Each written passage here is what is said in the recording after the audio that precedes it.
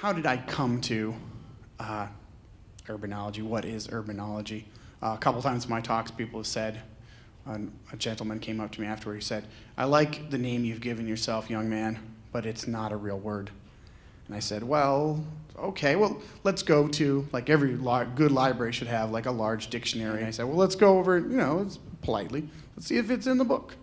So we flipped over to the U section. We got to urbanology. Said, the study of cities.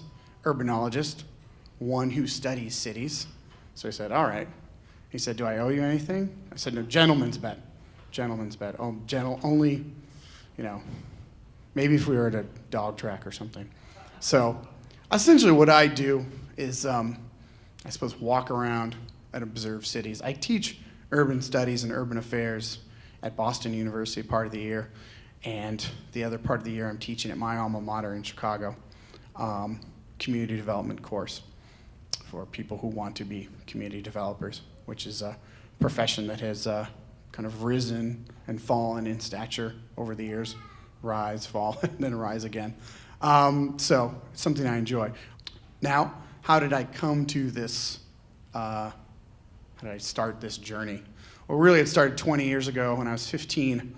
My father, who had grown up kind of a stultifying life in a suburb outside of Philadelphia, was kind of, I suppose it was sort of Leave It to Beaver type existence, except it was a family that had been racked by divorce and infighting, so I guess it really wasn't like it was on TV.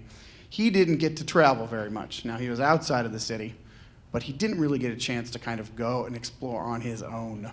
So what he decided was, well, when my sons and daughters later were of an appropriate age, and I guess he thought 15 was okay, he said, why don't we get you an Amtrak pass, and we'll go. You can take 45 days, go see the country, right? You stay in hostels, kind of develop some independence, this kind of thing. So I did 20 years ago, summer of 1991, and it was a great eye-opening experience. And that's kind of what's got me started on doing the things that I do now. As I say, walking around, talking to people, exploring cities. I'm one of those people that doesn't own a car. Of course, I had to rent a car in Orlando for a variety of reasons. I suppose I could have walked out here all the way from MCO, but it would have been, I wouldn't have, probably wouldn't have made it. We could have had it outside or something in the courtyard when I got here at 3 a.m. So that's kind of how I came to do what I do. I've also done stints as a community organizer in Chicago, working in a number of different communities, and now I kind of wear the hat of teacher and writer. So that's a little bit about me. So the current state, I've asked to talk about a little bit first, is the current state. I suppose we should start with the problems facing American cities. And there's something that I like to call the two I's. And unfortunately, neither of them are positive. One is indebtedness, and the other one is infrastructure. And these are some things that have been kind of swirling about in the news in the last few years, and they are things that will continue to be pressing as we move forward into the second decade of the 21st century, and I guess the second or third decade of this millennium. Indebtedness. Now, of course, probably we all know what that means, right? If you cannot make payments on a bill, or if I say to this gentleman in the front, I owe you $100 from a month ago, I don't have it, I'm sorry, right? This man looks pretty kind, so we can maybe work something out. It's a little bit different when cities have indebtedness. What does this mean? Lots of different things. Promises made decades ago. One example of this is pension promises, right? Civic employees, whether it's someone in streets and sanitation, whether it's police officers, whether it's fire. And here's a fun little interesting fact before we continue. About a third of every city's budget, about a third, is reserved for what we call in the modern era security. Not necessarily mall cops or something like that, but police and fire. And that's everything from their current salaries to pensions, kind of you name it. About 30% of every city's, more or less every city's budget is set aside for fire and police. So there's a big chunk right off there. And just to give you some sense of the problem of municipal indebtedness, and this is kind of a broad figure across the United States. It's right now, it sits at about $35 billion in the coming decade. So this is money that cities have to pay by contract, by agreement, right, by written document. It's not as friendly as me and this gentleman in the second row, and it's a lot of money. And this is the big challenge that is facing cities. And I like to say that the first I is indebtedness. And it's a variety of things. And of course, the other issue, and we've seen it in Florida, and I'm sure, especially in places like South Florida, around Tampa, around Orlando, is the decrease in property taxes as the valuation of property continues to go down. So if you're assuming that you're going to have money come 2012, 2013, 2014, what do you do next, right? All this money that's supposed to be there suddenly, as I say, unless you've been under a rock or trying to avoid CNN or any other news source, you can't have kind of escaped some of these things. And it's something we should all be concerned about, this level of indebtedness.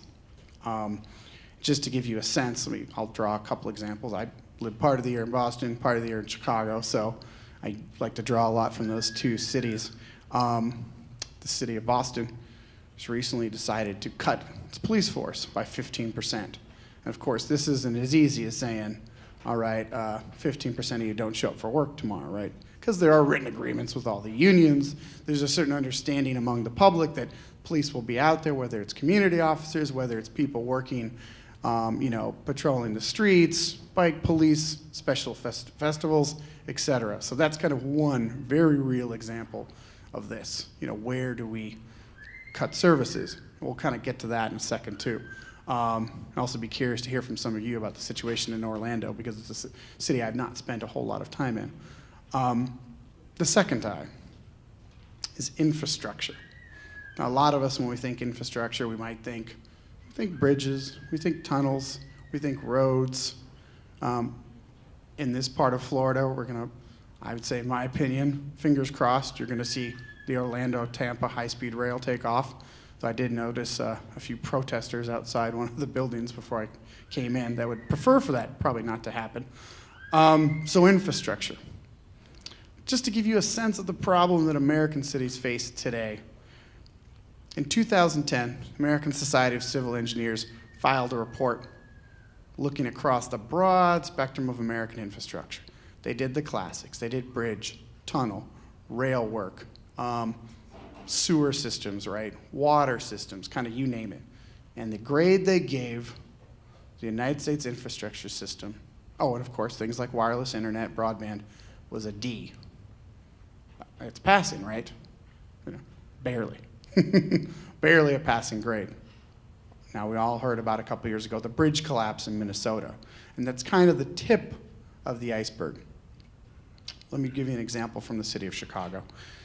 Chicago Transit Authority, which is the public authority set up in 1947 after the collapse of the privately sponsored municipal transit system, put together the bus lines, put together the elevated train, put together the streetcar system. Currently, they have 40 stations, give or take, that are in critical need of repair.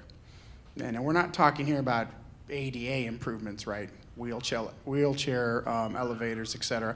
Those projects have been completed mostly in the late 90s in the last few years. But the real problem they're seeing right now is critical stuff. Supports, different types of kind of structural problems, and that's just the Chicago Transit Authority. The other issue that is kind of really coming to a head in Chicago is the Metra. The Metra is the rail system that links Chicago with all of the suburban areas.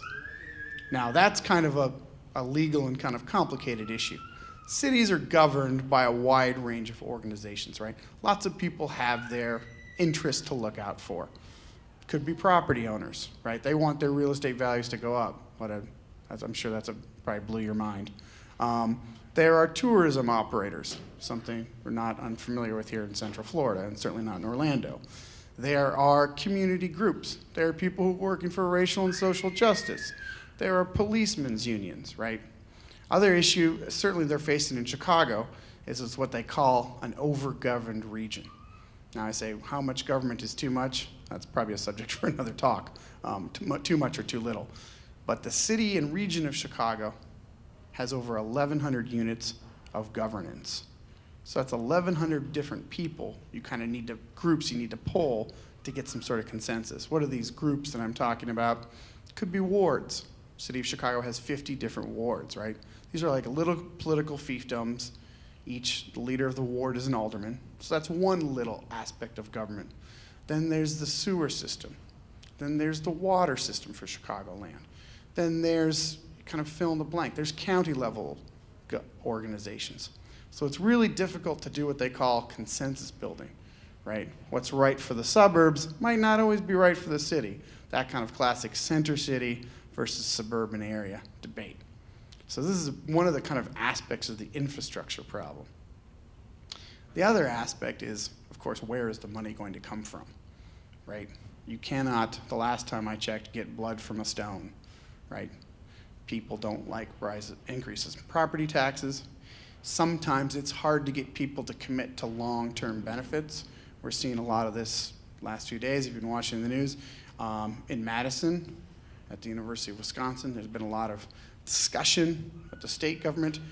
Should public employees be allowed to continue to collectively bargain? So there's a lot of concern about this at the municipal, state, city, county level, you name it, right? And also with the change in political government and climate in Wisconsin, they turned over their high-speed rail money to other states because the governor who came in, who happened to be a Republican, decided that's not a priority for us. So it's also hard to convince people of these long-term benefits of infrastructure projects, whether it's education, whether it's mass transit, so on and so forth. But one thing we know is that we are currently about, as I say, $85 billion in the hole in terms of infrastructure. Where are we going to get this money? Where is it all going to come from? And those are, like I say, the two I's. These are the two real big issues that are facing cities in the short term.